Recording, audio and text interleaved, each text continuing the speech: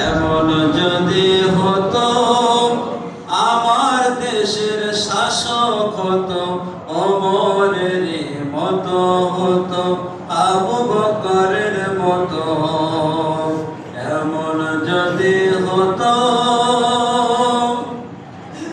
প্রজার দুঃখে যাদের চোখে আসতো না রে ঘুম, দেশের ভিতর পড়ে যেত শান্তি সুখের ধুম। প্রজার দুঃখে যাদের চোখে আসতো না রে ঘুম, দেশের ভিতর পড়ে যেত শান্তি সুখের ধুম। বোকা নাঙা গরিব দুঃখী নাহি পাওয়া যেত যদি আমার শাসক হতো ওমর। ঠিক কিনা?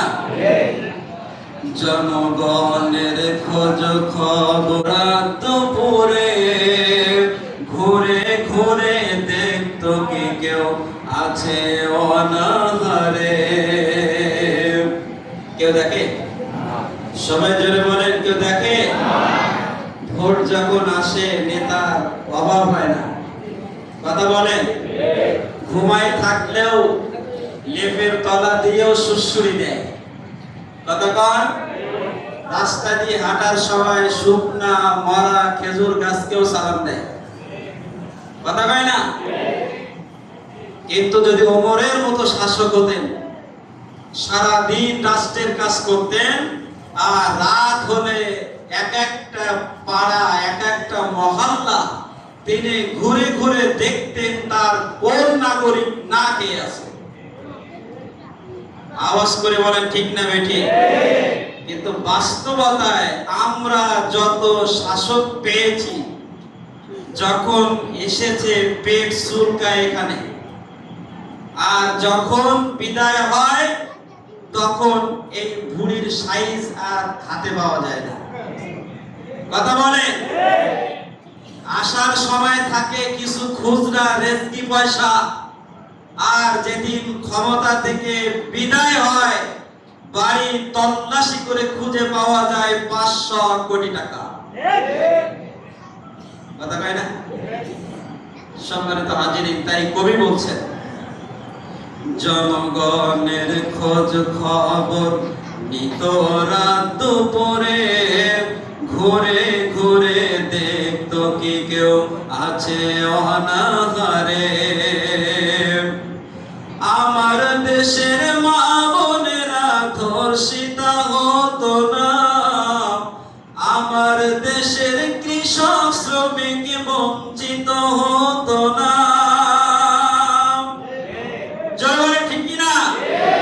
আমার দেশের পাহাড় সমান পরিশ্রমী কৃষকরা তার মূল্যের ন্যায্য মূল্য পায় না, কিন্তু দাদা বাবুর মন তুষ্ট করতে যায় ভুক্তভোগী দিয়ে মাল এনে আমাদের সামনে সার্ভিস দেয়, কথা বলে। কিন্তু আমার দেশের চাষিরা সারা জীবন শুধু পরিশ্রম করে গেল, তার প্রাপ্তি প্রতিফল তারা পেল না। তাই কবি বলছে, আমার দেশের মা বোনেরা ধর্ষিতা হতো না, আমার দেশের কৃষক শ্রমিক বঞ্চিত হতো না, ধনী গরিব ভালোবাসার জীবন ফিরে পেত যদি আমার শাসক হতো ওমরের মতো। এমন যদি হতো আমার দেশের শাসক হতো ওমরের মতো হতো আবু বকরের মতো। বলেন আমিন।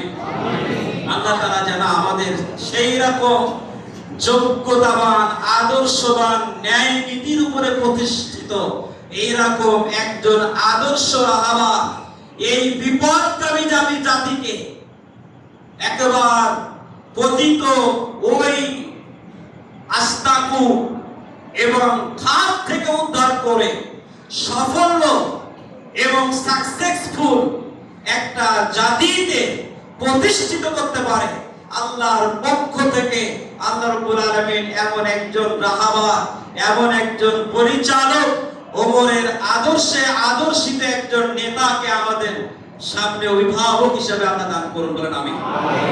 সম্মানিত হাজিরিন, আমরা এতক্ষণ অত্যন্ত গুরুত্বপূর্ণ জ্ঞানগর্ভ আলোচনা শুনেছি, যে আলোচনা অবাক করে আপনাদের সামনে কথা বলার মতো আর কোন আলোচনা নেই। সম্মানিত হাজিরিন, এতটুকুই যদি আমরা মেনে নেই, আপনার আমার জন্য নাজাতের যথেষ্ট হয়ে যাবে ইনশাআল্লাহ।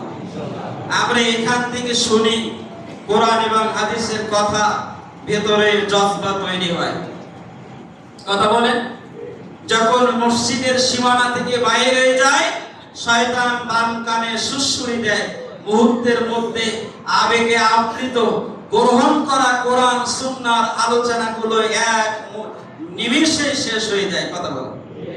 সম্মানিত হাজিরিন, আসুন সেই মহান রব্বে কারিমের উপরে আমরা কালেমাতুশ শুকর আদায় করি, যিনি আমাদেরকে একাত্ম মেহেরবানি করে সম্প্রতি ঘটে যাওয়া গণহত্যায় জীবন উৎসর্গকারী আমার কলিজা, আমার হৃদয়, এই জাতির স্বপ্ন, লালিত স্বপ্ন, পিতামাতার স্বপ্ন, এই জাতির শতাব্দীর সবচাইতে মেধাবী ছাত্ররা দেশ এবং জাতির জন্য, স্বাধীনতা পূর্ণ উদ্ধারের জন্য, বাক স্বাধীনতা কায়েমের জন্য, অধিকার বঞ্চিত মানুষের অধিকার দোরগোড়ায় পৌঁছে দেওয়ার জন্য, একটা অবহেলিত দেশটাকে সুন্দর সাজে সজ্জিত করার লক্ষ্যে ন্যায্য দাবি নিয়ে ময়দানে অবতীর্ণ হওয়ার অপরাধে যাদেরকে পাখির মতো নির্বিচারে হত্যা করা হয়েছে, আল্লাহ রাব্বুল আলামিন তাদের রূহের মাগফিরাতের এই অনুষ্ঠানে আমাদেরকে সমবেত হওয়া, কিছু কথা বলা, শোনার তিনি তৌফিক দান করেছেন। এই আশা বসা কথা বলা এবং শোনা, এতে কি আপনারা সবাই খুশি না বেজা? সবাই আওয়াজ করে বলেন, খুশি না বেজা? খুশিটা কম না বেশি? একটু আওয়াজ করে বলুন আলহামদুলিল্লাহ।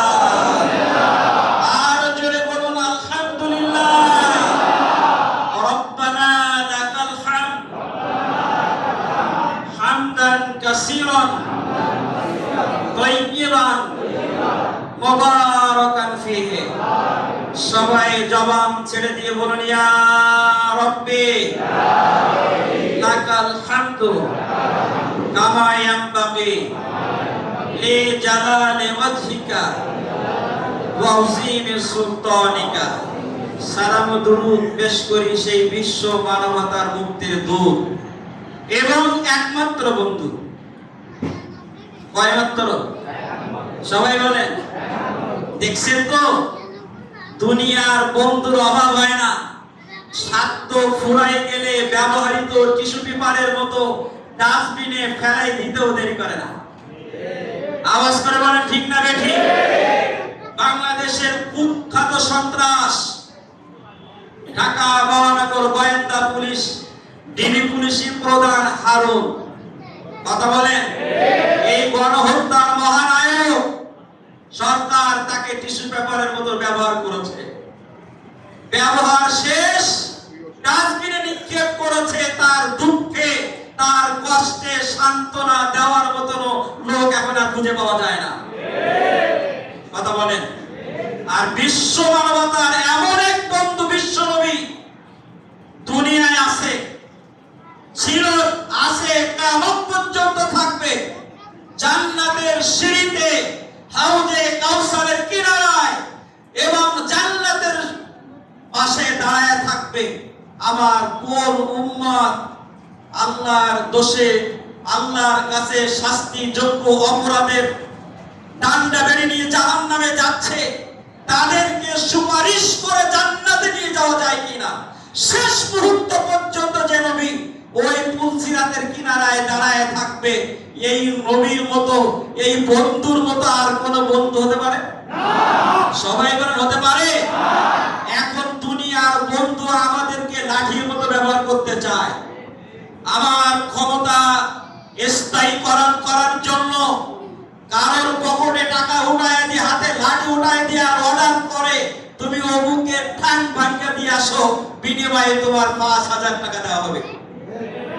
আমরা ভালো মন্দ জাস্টিফাই করি না, তাকে মারার পরে তার বিধবা স্ত্রীর আত্মনাদের কথা চিন্তা করি না, তার হত্যার পরে এতিম সন্তানের আত্মচিৎকারের কথা বিবেচনা করি না, তার মৃত্যুর পরে তার পরিবারের দায়ভার গ্রহণ করবে কে এই চিন্তা করি না। ৫,০০০ টাকার প্রলোভনে একটা নিষ্পাপ নিরপরাধ ব্যক্তিকে আমরা কোন সময় পিটায়া মারি, কোন সময় জবাই করে মারি, কোন সময় রাইফেলের গুলি দিয়ে ডাইরেক্ট বন্দুক চালায় হত্যা করি। কথা বলেন, এই অত্যাচার জুলুমের অবসান এই ১৮ কোটি মানুষ চায়। কথা কয় না কেন? এই অবসান চায়। আল্লাহ তাআলা দয়া করেছেন, মেহেরবানি করেছেন। এই দয়া এবং মেহেরবানি পাওয়ার পরে আমাদের দুরাচরণ, দুর্ব্যবহার, অপকর্ম, প্রতিহিংসার কারণে আল্লাহর পক্ষ থেকে যেন আবার দ্বিতীয়বারের মতো গজব না আসে, এজন্য চোখ কান খোলা রেখে সচেতনতা পূর্ণ একটা সমাজ পরিচালনার জন্য আমাদেরকে একজন ওমরের ভূমিকা পালন করতে হবে। কথা বলেন। সম্মানিত হাজিরিন, অনেক সময় আমরা দেখি, আমি আজকে অনেক জায়গায় কথাগুলো বলেছি, যে আমরা যারা রাস্তা দিয়ে চলাফেরা করি, ঘেরের বেড়িতে যাই, অনেক সময় বাবলা গাছের কাঁটা পায়ের নিচে বিদ্ধ হয়। কথা বলেন। খাদির কাঁটা, পচা কাঁটা হয় কিনা? এই বাবলা কাঁটা আমার পায়ের তলায় বিদ্ধ হলো, ফুটে গেল। এই অপরাধে কি আমরা সিদ্ধান্ত গ্রহণ করি এই এলাকায় যতগুলো বাবলা গাছ আছে আজকে সব একবার তলা পর্যন্ত বেয়ে সব কেটে দেব? করি না, বরং ওই কাঁটা বাহির করার জন্য বাবলা গাছের কাঁটা থেকে আরো একটা কাঁটা ছাড়াইয়া, সুযোগ হলে সুচ দিয়া, না হইলে বেশি গভীর হলে বেলেটের আগা দিয়ে সামনে কিছু চামড়া কেটে কাঁটাটা বাহির করার চেষ্টা করি। কথা বলেন। এই সমাজে 15টা বছর 16টা বছর কিছু কিছু মানুষ বাবলা গাছের কাঁটার ভূমিকা পালন করেছে। কথা বলেন। এই কারণে বাবলা গাছ দোষী নয়, এই কারণে বাবলা গাছ অপরাধী নয়। কথা বলেন। ওই বাবলার কাঁটা বাহির করার জন্য যদি কাঁটা দিয়ে হয় যথেষ্ট, যদি তাতে না হয় অন্য খাদির কাঁটা দিয়ে যথেষ্ট, তাও যদি না হয় আমরা সামান্য যদি বেলেটের আগা দিয়েও কাঁটাটা বাহির করা যায়, এই কাটার সময়টাও একটু দরদ থাকতে হবে। কথা কয় না? না ওই চামড়া কাটার সময় ধারালো বেলেট দিয়ে জোরে টান মারি, আস্তে করে ফোটাই দেই যে অংশ ছাড়া বেশি কেটে যায় কিনা। ঠিক কিনা কর? সম্মানিত হাজিরিন, আমাদের 15টা বছর যারা কষ্ট দিয়েছে, আজকে আপনাদের সামনে সকলকে সাধারণ ক্ষমা ঘোষণা করলাম। 15 বছর বাড়িতে ঘুমাতে পারি নাই, কষ্ট নাই। মামলা হামলা অনেক কষ্ট পেয়েছি, কষ্ট মোটেও নাই। বিশ্বনবী বিদায় হজের মানে মক্কা বিজয়ের পরে যেমন সাধারণ ক্ষমা করেছিলেন, আমরাও বিশ্বনবীর কিয়ামতের ময়দানে সুপারিশ পাবো এই বুক ভরা আশা নিয়ে সকলকে সাধারণ ক্ষমা করে দিলাম। কিন্তু তাদের কাছে আমাদের হৃদয়ের দাবি, ফিরে আসুন, ফিরে আসুন, কোরআনের কাছে আসুন, বিশ্বনবীর আদর্শের কাছে আসুন। মানব রচিত আইন পৃথিবীর কোথাও শান্তি দিতে পারে নাই ইল্লা কোরআন এবং বিশ্বনবীর সুন্নাহ ছাড়া। কথা বলেন। সবাইকে আল্লাহর কাছে যেতে হবে। ঠিক কিনা বলেন? সম্মানিত হাজিরিন, আল্লাহ রাব্বুল আলামিনের কাছে বিরাট অনুষ্ঠানে বসে শাহাদাতের নজরানা যারা পেশ করেছে, যে মায়ের বুক খালি হয়েছে, যে ভাইয়ের ভাই চলে গেছে, যে বাবার সন্তান চলে গেছে, নির্বিচারে বেহিসাবি, যার কোনো উল্লেখযোগ্য নির্ভরযোগ্য কোনো পরিসংখ্যান আমাদেরকে দেওয়া হয় নাই। কথা বলেন। আল্লাহ তাআলা এই দেশের লক্ষ্যে, দেশ স্বাধীনের জন্য এই জিহাদে অংশগ্রহণকারী সকল আত্মাকে আল্লাহ তাআলা ঈমানি হালতে যারা আছেন তাদেরকে জান্নাতের মেহমান হিসেবে কবুল করুন। তাদের প্রত্যেকটা রক্তে স্ফুলিঙ্গা হয়ে বাতিল এবং অপশক্তিকে জ্বালিয়ে পুড়িয়ে সাকার করে দিয়ে একটা শান্তির সমাজ আল্লাহ তাআলা যেন আমাদেরকে দান করেন, আল্লাহ তাআলার কাছে সেই তৌফিক কামনা করছি, বলেন আমিন।